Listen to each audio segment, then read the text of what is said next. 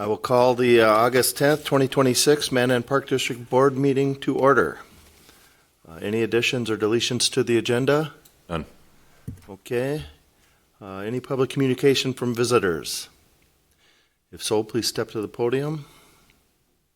Seeing no one, we'll close the public communication.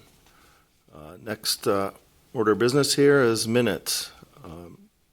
July 13th regular meeting minutes and July 30th budget retreat special meeting minutes. What are the board's wishes?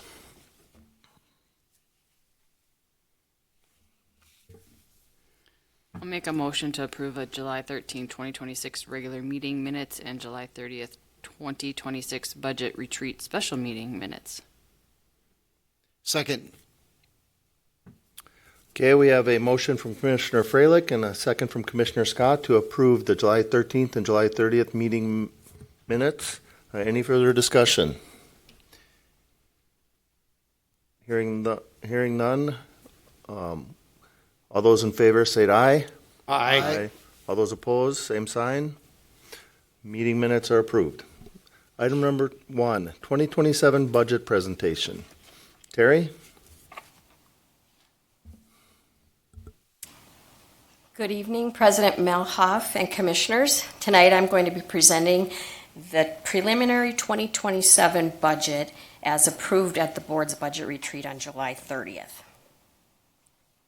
So first of all, I have the recap by fund of the 2027 budget. And if you look at the general fund, we are showing a balanced budget of $7.4 million in the revenue as well as $7.4 million in expenditures. All funds combined, we have $10.4 million in revenue and just about $9.9 million in expenses, leaving a net of $577,100.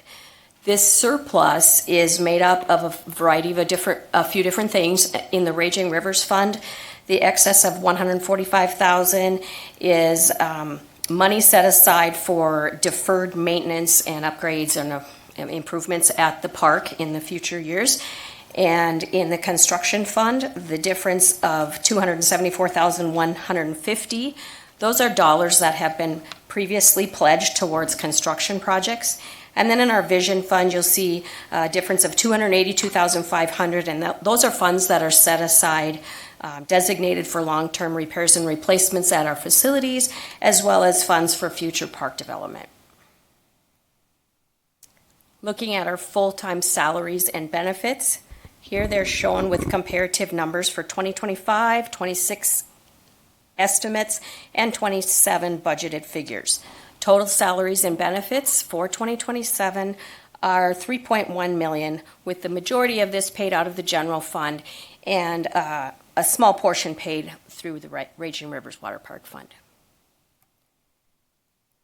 Budgeted capital outlay for 2027 includes the following list of equipment purchases. These are at our park and golf operations, Star and Sports Complex, and a van for our after-school program for a total of $394,000 in equipment. Also within the Capital Improvement Fund, we are budgeting an additional $371,500 for maintenance and improvement projects at the All Seasons Arena, the old Park Operations Building, the Mandan Municipal Golf Course, Star and Sports Complex, and both Eagles and Legion Park. These projects are budgeted at $371,500. Then our annual debt service for 2027. We have a loan payment for the Mandan Tennis Center for $273,700. This is funded completely by a lease from the LLC organization that runs all of the facility operations at the tennis dome. Also, our loan for the park maintenance shop is $141,900, and that is for the shop that was built in 2023. In special assessments, we have a payment of $491,000 budgeted on Park District-owned properties. And then in our GEO bond fund, $106,850 for special assessments that were refinanced.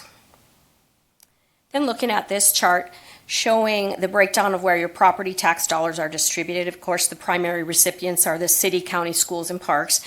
Within the current year's budget, the Mandan Park District share property taxes is at 11%. which means for every dollar in property taxes that are paid by an individual or business, the Park District receives 11 cents. Now looking at property tax levies, as you're aware, we are subject to the 3% cap on property tax dollars levied. This applies to our general fund and our capital improvement fund.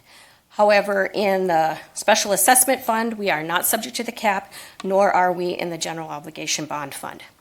So looking back at the top at the general fund, we are allowed in calculating the levy to include new growth in residential and commercial properties. So by following the formula to calculate that, our general fund tax levy has increased by $124,534.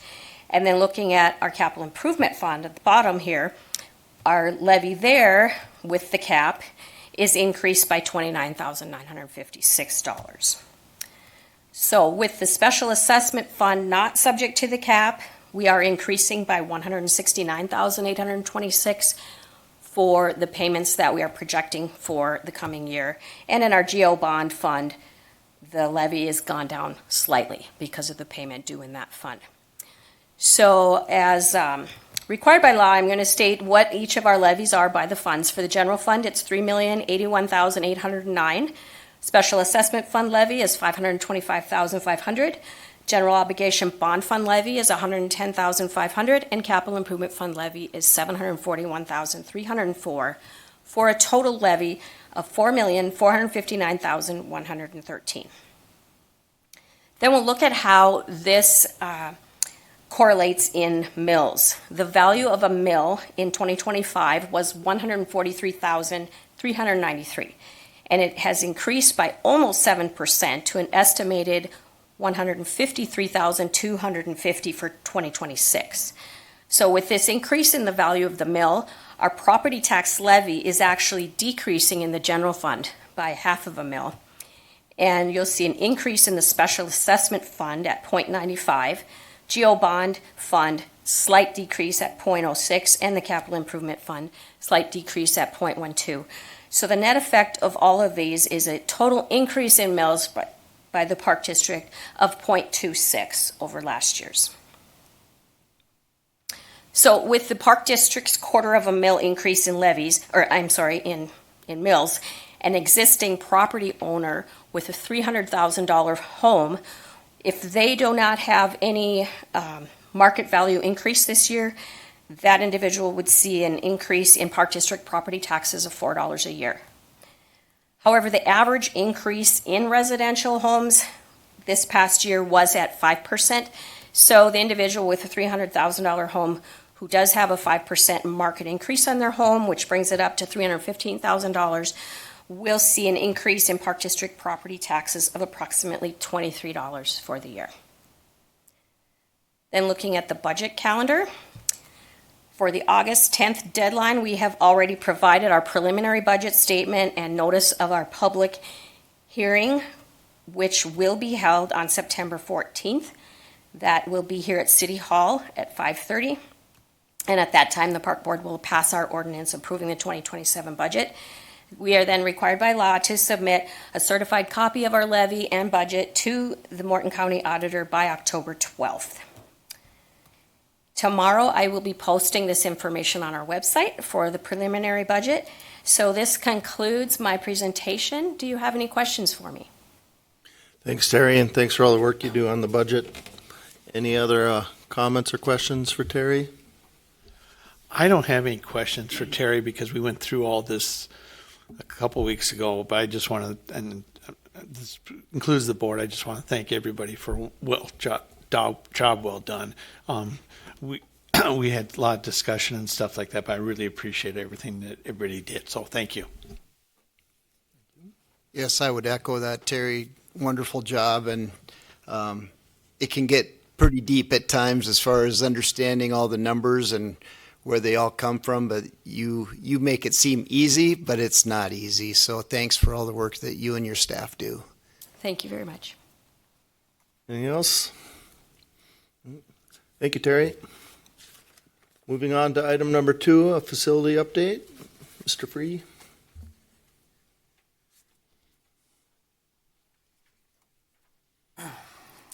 Good evening, President Melhoff, Commissioners. Tonight I'm just going to briefly discuss a facility update, mainly on Raging Rivers, just to let you guys know how we've been doing. As you know, the June weather wasn't the greatest, and we didn't have the greatest attendance, but July really turned around, and it was probably one of the best Julys we've had in quite some time. Just looking at the numbers, I think I put in my board report, we did over 26,000 people attending the park in the month of July, and we did a little under 10,000 in the month of June. So it just shows you what the weather can do for the Raging Rivers. If it's hot, people are coming. I mean, this last weekend, we were slammed on Saturday. I mean, just people trying to get in the last few days of the summer and stuff like that. So, and then we've discussed this year if we could staff it, we're going to extend the season another week. So we're going to be open till August 23rd. We were tentatively going to close on the 16th. That's our normal closing date that week. But we decided that we could staff it, so we'll be open till the 23rd of August this year. We did get enough staff, and hopefully the weather holds out and people can come and enjoy the park until that Sunday. So. Just a couple other items on the facilities. We're switching gears at Starting Sports Complex into the fall sports, which is high school soccer, which is high school football, those kind of things. So those will be kicking off. We got our first game for soccer on August 20th. Then we have that Region 4 Jamboree football. There's 5 games there on August 22nd. Then the first varsity football game would be August 28th. So it's going to get busy up there. Everything seems to be in working order. We tested everything out, so we're sitting pretty good. So, and then we'll be putting ice on the week of September 21st in the Buick rink, so that'll start going on. So we're ready for the hockey season, which starts on October 5th this year. So, just a quick update there. Did anybody have any questions, comments on the facilities? Dave, can you tell everybody how many people it takes for staff, for lifeguards and stuff during the crazy July up there? So each day, we have, each shift we have 9 lifeguards, we have a supervisor, 2 leads, and then we have a grill person and then 2 concession people. We sometimes run mid-shift concession people on weekends. We'll add another grill person if we're looking at the hot weather. So that's just one shift and then take that times 2 when we're open till 8 o'clock. So that's kind of what you need for staffing for each day. And then when you run noon to 5, which you are right now, then you just need the one shift. So you're looking at around that 30 mark of staff, right around there, if you run 2 shifts. So, well, I just want to thank you for taking care of dealing with all those people and getting it done. So yeah, and Sam, our new supervisor, which he was going to be here, but he's taking the lifeguard class right now, so you can become a certified lifeguard. But he'll come next month, and I'll introduce you to Sam. He's done a great job for us, so we're happy to have him on board. One of the other compliments that I've heard about Raging Rivers this year was I can't remember what you called it, but where the toddlers or whatever could come. Tot time? Tot time, yeah. Yep. Heard a lot of good things about that and how it was very enjoyable for the youngsters. Yeah, every Monday and Wednesday in the month of July, we offer the young kids to come from 10 to 11:30 in the morning, so they get the park to themselves and stuff like that. And we had some good weather in July for that, so it was well attended. So, yeah. Very good. Anything else? And then I'll go into the RFP for the adult beverage sales at Starting Sports Complex for UMary and adult men's league tournaments. In your packet, you have both of the RFPs that were sent back. My recommendation is to go with Mandan Hockey Club, and with 18% of the gross sales would be given back to the Park District for our commission on them selling the adult beverages. Oh yeah, then the RFPs were sent out and then posted on our website, and then we received 2 of them back.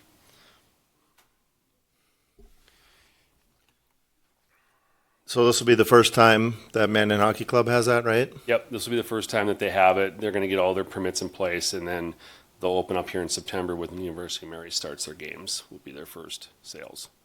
Okay. I personally think that that's probably a good thing, being they're already running the concession stand, and there'd be some synergy there. Yep, I agree with you. I think a little odd when there was 2 entities in there. Right. So, what are the board's wishes? Dave, real quick question before I make the recommendation. And I know this was an RFP, but I'm still going to ask the question. 18% gross of adult beverage sales. I know we're picking the top, and I know it's the Mandan Hockey Club. Will they be able to staff it properly and stuff like that? So it's. I talked to Matt Stockert, who is the executive director for the hockey club, and there's no issues there. I'm sure they'll use dibs hours or they'll get volunteers because the volunteers get tips and things like that. So on that kind of stuff. Okay, thank you, Dave. I recommend approving the Mandan Hockey Club proposal for adult beverage sales at U of Mary games and men's league tournaments for 2026 through 2029. I'll second. Thank you. We have a motion from Commissioner Mutter and a second from Commissioner Freilich to approve Mandan Hockey Club for the adult beverage sales at Starring Sports Complex. Any further discussion? Hearing none, roll call vote. Commissioner Scott? Aye. Commissioner Freilich? Aye. Commissioner Mutter? Aye.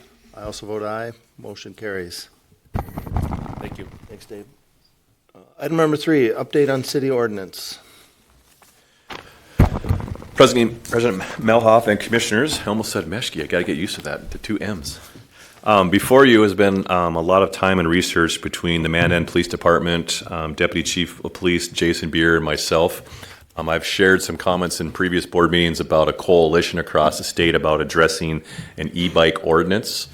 And that ordinance is really put into place to hopefully put some parameters for kids under the age of 18 that are going to be utilizing them. I saw one today on a scooter that was going down the middle of 3rd Street on the way to Memorial Ballpark, and 4 cars were held up behind it. And so Mandan Police Department will be addressing this. Again, the Park District doesn't create this ordinance, but we're here tonight to get your support. So that motion of support then would take it to the City Commission, which would be next week. There are 2 readings to the ordinance. So next week will be the first reading of the ordinance. At that time, I will attend and give our support if the board chooses to tonight. But I just wanted to highlight a few of the items in this ordinance. And jump into page 3, if you're in your packet, it talks about operations on sidewalks and operations on shared youth paths and trails. And that seems to be where we have a lot of mini bikes or gas-powered vehicles on our trails, which they are not allowed. So that's being spelled out there. On sidewalks, obviously, and multi-purpose, anything over 30 miles an hour is prohibited. Those are usually what's referred to as Class 3 e-bikes. It is hard to tell the difference between a Class 3 versus a Class 1 and Class 2. They do have to have that stamp of that certification of what type of bike they are. The Mandan PD will enforce this. The intent is not to give tickets out. The intent is to educate first, hopefully be able to curtail and prevent injuries. And as it continues to progress, and if we see repeat issues and complaints, then they have another step as far as entering some type of citation. We hope it doesn't get to that. The maximum speed on our trails is 15 miles an hour. It seems very fast, but if you've seen some of the pedal bikes and some of those high-end 10-speed mountain bikers, they are traveling at a high level of speed. But for now, that's what we set it at. That's kind of what we've seen across the state. If for some reason we need to address or reduce that amount, we can at a later date. And then the only other comment that I wanted to state would be in regards to safety.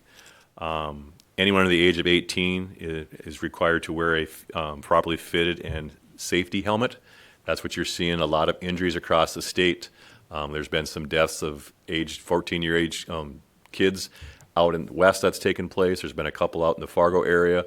So we understand that it's going to be hard to enforce, but we hope parents see the longevity of the safety of this as hopefully providing that safety opportunity to them. No one in the age of 12 will be able to operate any type of these e-bikes. So anyone over 13 and older will be able to operate the Class 1 and Class 2. You have to be 16 years of age to operate a Class 3. And again, that's the one that can go the fastest that we're trying to address. So we're trying to kind of have a fine line balance between no, you can't ride them, and yes, you can. There's got to be some give and take. And again, I'm sure there will be things that we're going to have to change that we go through this. We are looking at adding some signage throughout our park system. The difficult part of all of our trails, we're pushing over 22 miles of trail, different access points from different aspects. Where do we place a sign? Where don't we? So we're trying to figure out if we just place them on our website and or at certain designated areas, like where there's a parking lot where a family may stop by a bench or something. We haven't quite figured that out yet, but we will work through that. There is some parental responsibilities in there that if for some reason the child under the age of 18 is utilizing these bikes and there's, again, continued issues where there is a fine potentially in place, the parent could be held liable because we assume they're the ones buying the bike and or others. So we wanted to make sure that was built into there. But at the end of the day, we don't want to have an accident in our community. We're hoping that this can curtail it. The education, I think, is important, that all families understand that you've seen them around town. I mean, they're zipping on trails. They're in parking lots. We had one at Raging Rivers zipping through the parking lot, and a guy was backing his car out, and luckily he had the alarm on his backup where it stopped him, where I think that individual probably would have been in an incident that we don't want to have a conversation about. So the whole goal here today is to get something in writing. Again, the city of Mandan will address it next Tuesday, and that'll be the first reading, and then obviously from there we'll see comments and things of that nature. But tonight before you is the draft that has been presented by Deputy Chief of Police Jason Beer. If there's any comments or thoughts that you would like changed or at least addressed, I can make sure those comments are put in before the reading next week. Cole, is this also for, and I'm looking at it again, I'm double checking more than anything else. These include scooters, correct? Correct. Any type of electronic device. Okay. Yep.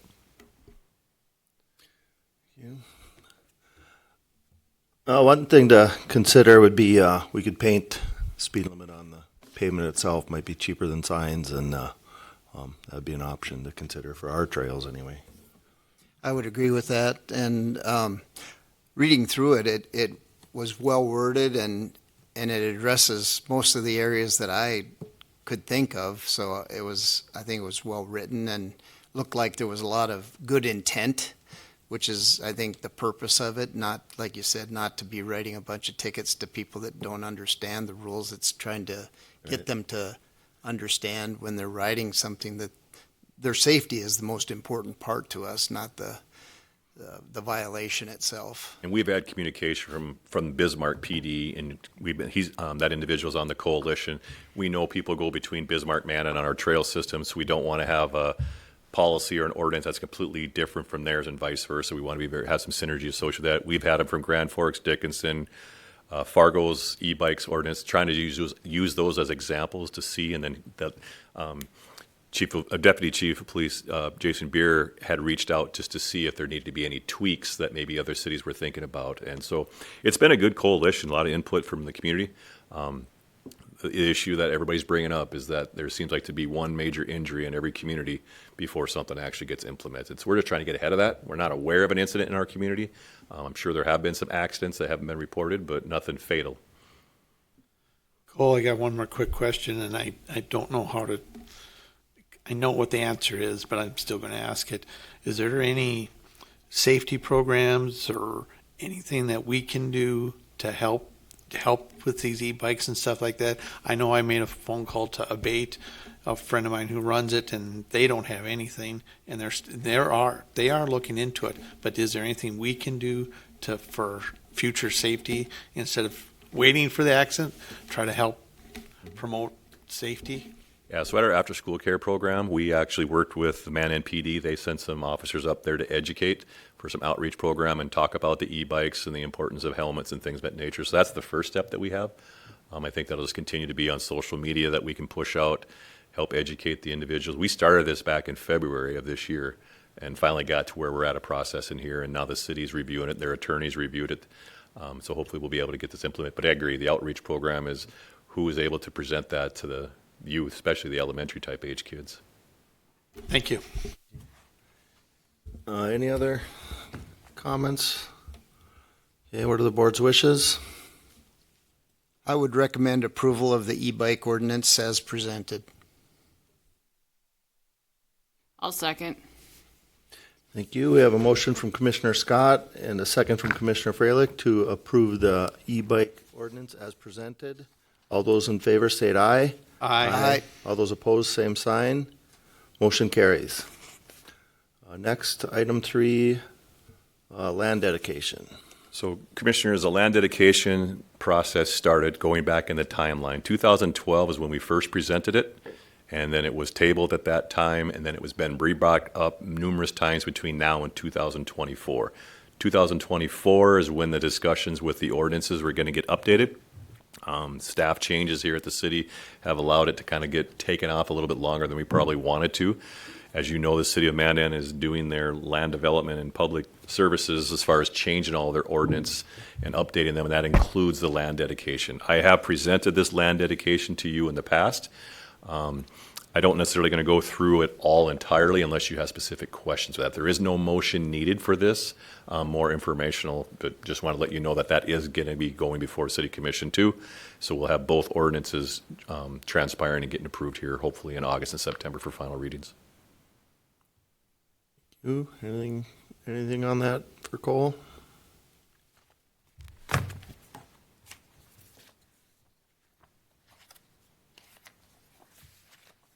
All right, hearing nothing, we'll move on then. Item number 4, consider for approval Park District variance. So at our retreat in end of July, it was tabled for discussion on that item to bring it back before us tonight. I put the the variance form in front of you. I also put a copy of the email that Commissioner Meskey, who's unable to attend tonight, I just put his comments in there, so I thought it'd be beneficial to the commissioners to understand where he's coming from. Again, the variance has not changed a whole lot from the discussions we had previously. The only comment I would have from the board, if this is what the format you would like, that section 4 on the last page talks about appeals process. Internally, I think that should be removed if the board chooses to go forward with the variance. The idea of the variance obviously is to present some type of change in our policy or rules that we have to regulate, and we would make that decision. I don't necessarily think once it comes to this board level that we would change that, but seeing Commissioner Meskey's comments in his email and what I shared with you tonight may or may not change what your thought process would be. So I will stand for any questions you may have. And Thank you. Any questions for Director Higlin?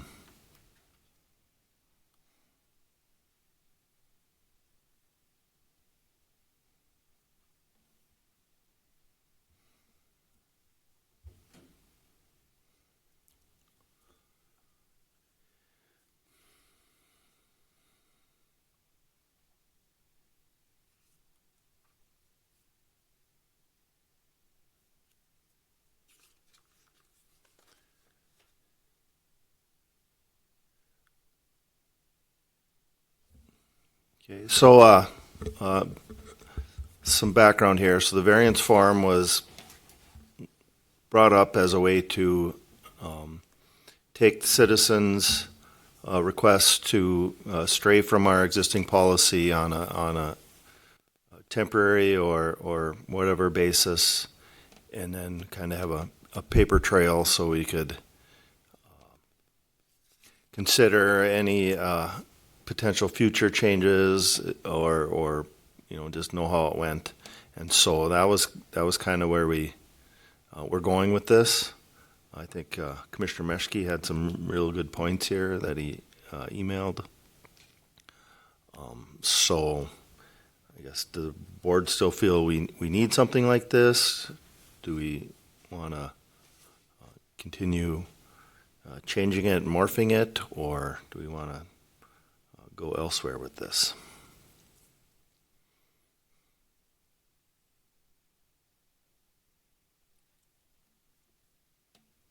My personal opinion is that I just feel like our staff has done a good job in the past of making good, solid decisions.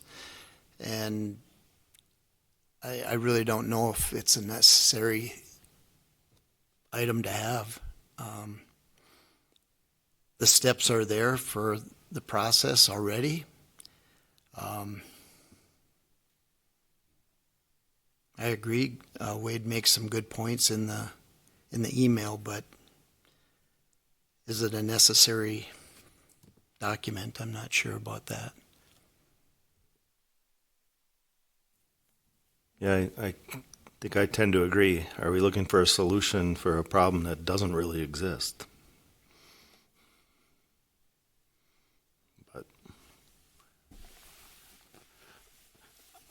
I was one who was for it, but I'm also willing to say if the rest of the board doesn't want this, I'm willing to go back up and continue to do what we're doing. Because one of the things I guess I wanted it to back the managers and the employees of our staff. And if the staff doesn't feel like they need it, and if the board doesn't think we need it, well, then I'm for not doing it then. And I truly believe that through training that our staff receives, that documentation is the critical part of this. And if they're doing the critical steps of the decision making and then documenting what they're doing, it's basically the same thing as what we're asking them to do on the variance form, without having the variance form. So that's the way I look at it anyhow.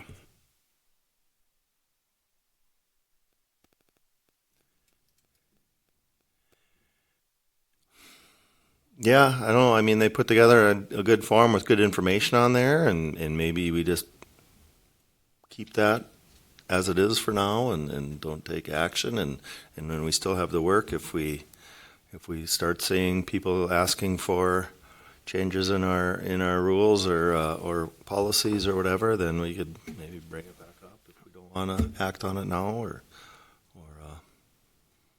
I'd be comfortable with that personally, but.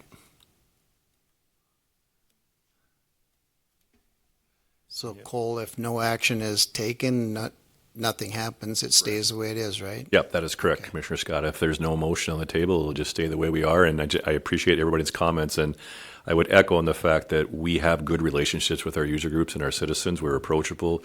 And we talked about at our leadership meeting this morning that if there's something that comes before us, we are going to work it out before it gets to this level. I think that's our job as staff, is to work well with our citizens and user groups to make sure we can use common sense and have common ground. And if there is a agree to a disagree, then we bring it before the portfolio holder and use that as an extra layer. And then if obviously from there, we bring it to the board. And it's worked well in my years. I understand that the smoking cigars and selling cigars on our property was probably where this kind of started. And we had a policy in place that didn't allow it. But we wanted to be a good steward of citizens in our community and businesses and be able to give an opportunity. And I think we should have did a better job on our end from the Park District side of following up with the board about how it went. We got busy and unfortunately didn't come back and give an update to the board, and that's kind of where I think we came at. So we've learned from that, and we'll make sure that doesn't happen again. Okay, thank you. What are the board's wishes?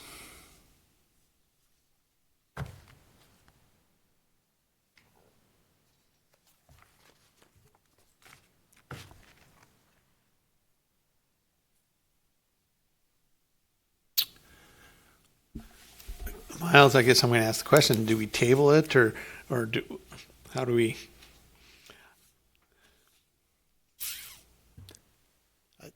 I think President Melhoff, if there is no motion on the table, the item dies, and then just we can move Sure. on to the next item. Yeah, If that's what the so we board don't have to wishes. motion not to do it. We just, all right, well, I'll open it if anybody wants to make a motion. Hearing none, item number 4, consider for approval for Park District variance form, dies. Moving on to item number 5, consider out-of-state travel to attend the NRPA conference. Commissioners, we had brought before you an opportunity to attend our NRPA. Commissioner Scott was interested, unfortunately is not able to attend, so then we asked additional managers if they had any interest to attend. Did not get any interest, and so there is availability for an additional person to attend. And President Melhoff has expressed his interest to attend, so in order to do out-of-state travel, we require board approval. And as I mentioned before, if there are other commissioners that would like to attend, we can do that. We just would need to amend the budget and obviously get everything taken care of. Thank you. Anybody else want to go?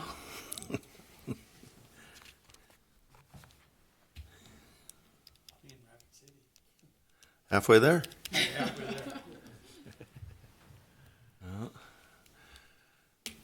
All right, any further discussion? I would recommend approval for President Meshke to, Meshke, Oh, sorry. geez, I don't think. I would recommend approval of President Melhoff to attend the national conference in Philadelphia. I'll second for Melhoff. All right, thank you. Commissioner Scott has a motion and a second by Commissioner Mutter. All those in favor for approving state travel to attend the NRPA conference for President myself. All those in favor say aye. Aye. Opposed, same sign. Motion carries. Item 6, authorization of payment of monthly bills.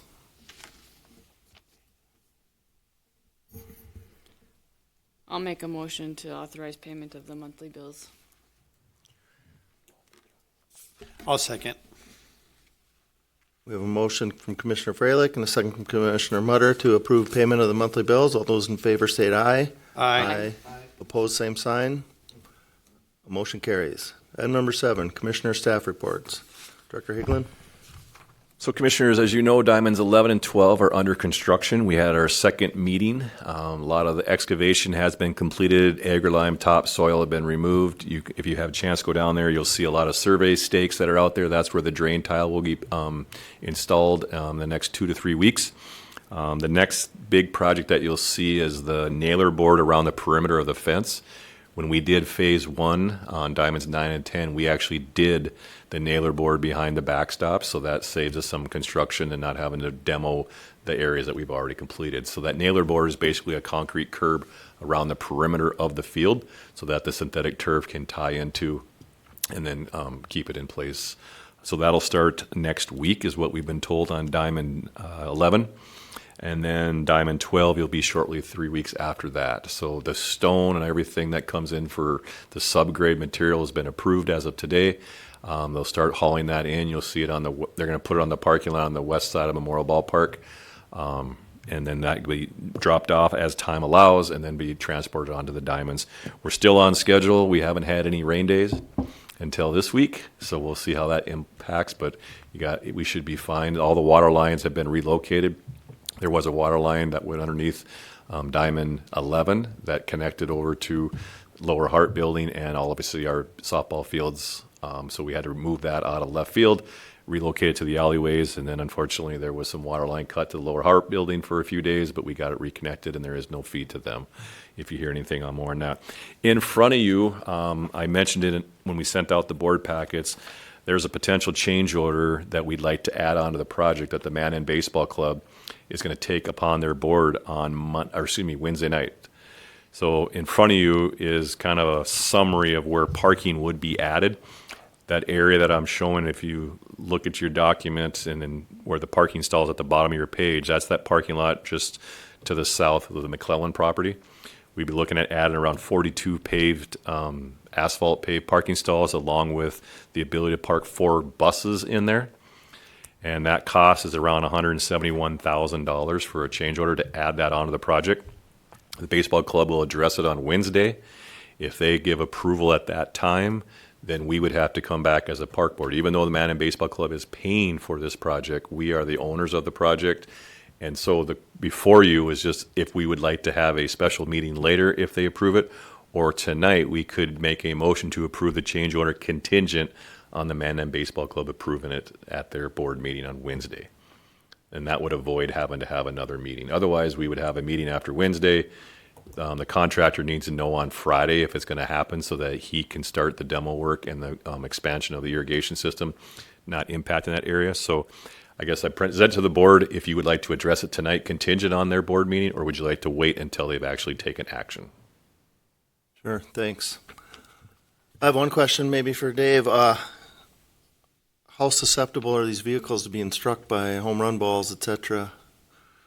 If they put these spaces in, are they going to be used, I guess? I mean, at that level of baseball, probably not as much as the other place. Wouldn't want to see them spend the money if nobody's going to park there because they're going to lose a windshield. Right. Okay, any other communication from the board? On that, would that be part of, I suppose we'll have to put that on the list of asphalt projects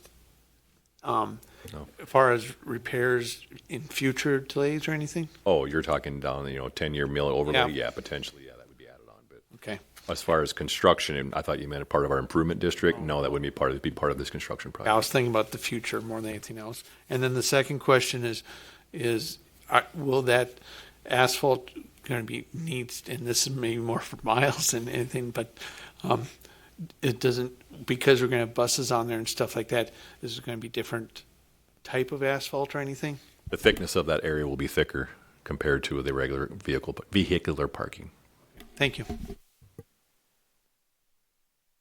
Any other discussion? And Miles, going back to your question, people park all the way around those fields all the time, so in the I don't grass. think that will really change the danger of any home run balls hitting the. It'll just be nicer because, number one, it's rutted out and water doesn't drain out of there very Sure. well. So it'll just help with that, and Dustin and his staff won't have to deal with trying to mow those unlevel areas of grass that are always seemingly wet from when they used to have to water the fields. Yeah, looking at the diagram, I feel like people are parking there right now, Sure. just in the grass areas, so Okay. concrete would clean it up. Well, I've only hit one home run in my life, and I would have just missed that car. All right, what are the board's wishes? So this estimate's pretty accurate then? That is correct. Yep.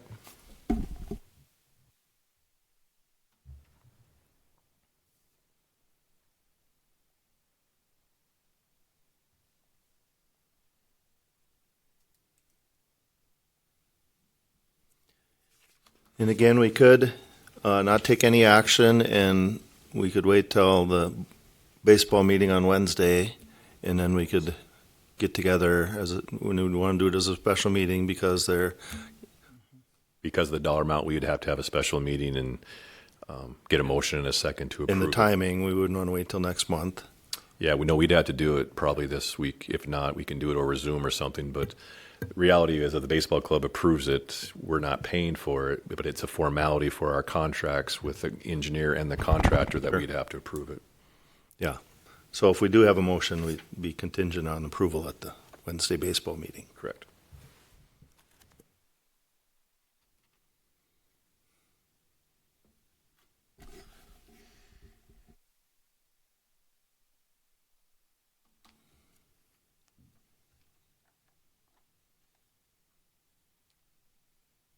Or the board's wishes. I'll make the motion to approve contingent on the Mandan Baseball Board's meeting on Wednesday in the amount of $170,896.80. Is that right?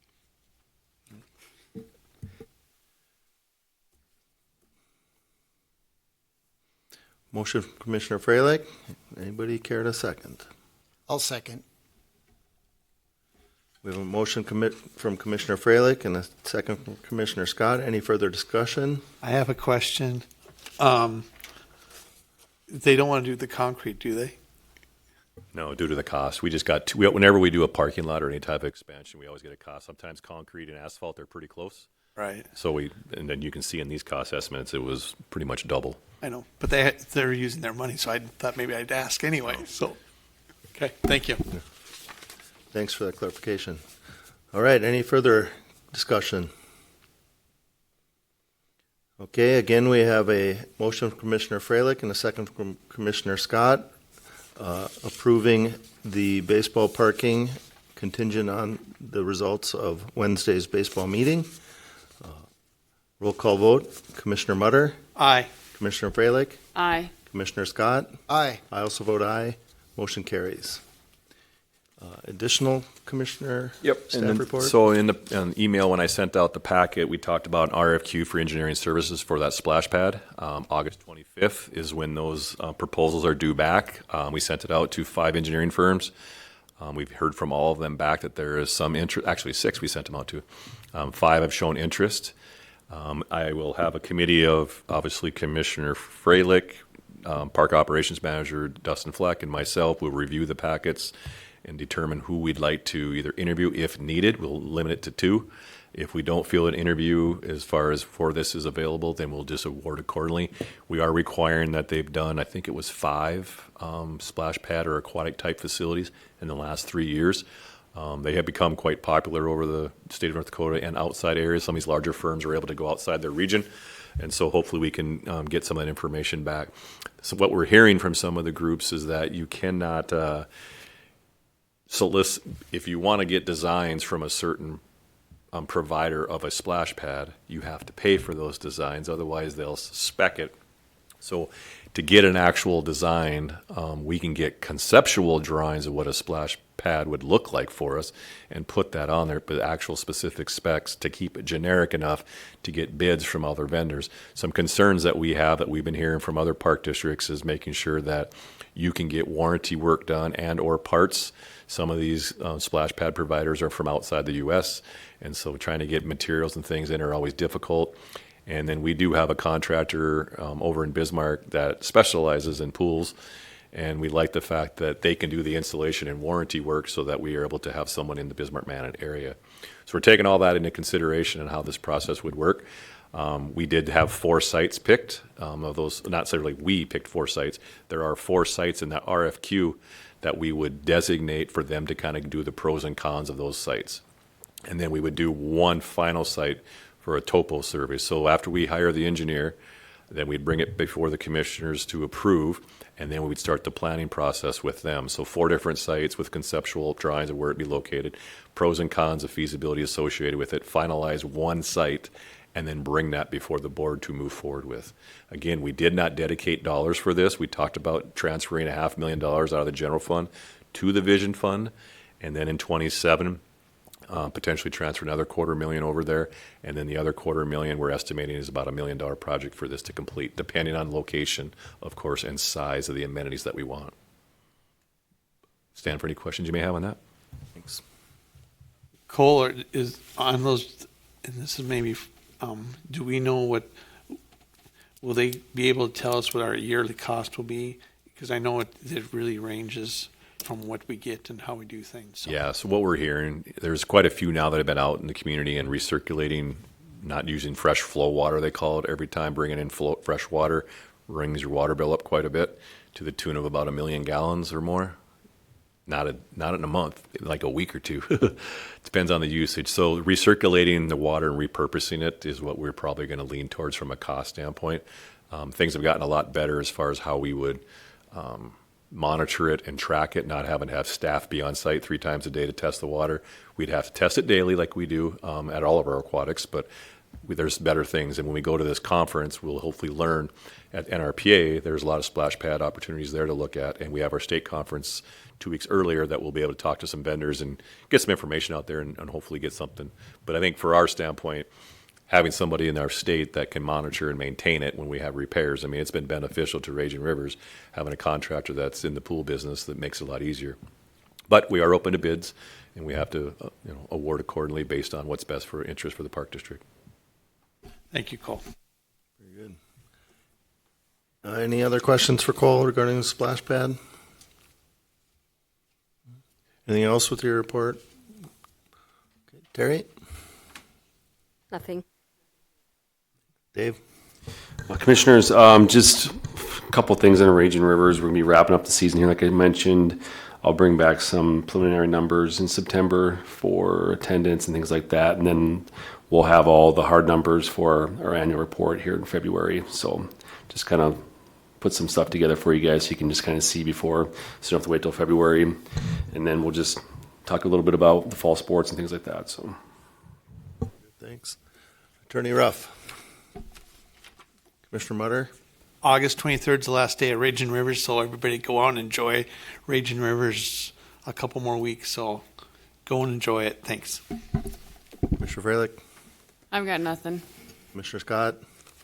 Just wanted to mention that mygolfspy.com had a piece on the best municipal golf course in every state, and Prairie West Golf Course was listed as the best municipal golf course in North Dakota. So very proud of that. Even though we have 2 very nice municipal golf courses in Mandan. Prairie West was listed as the best in North Dakota. Very good, thank you. No report from myself.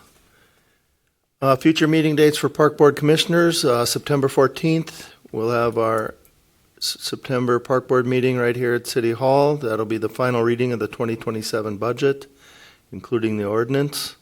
October 12th will be our October Park Board meeting here, 5:30, also at City Hall.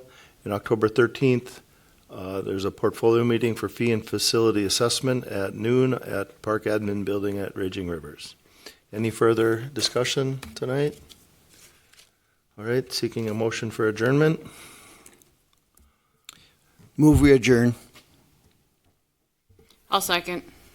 We have a motion to adjourn by Commissioner Scott and a second by Commissioner Freilich. All those in favor say aye. Aye. We are adjourned.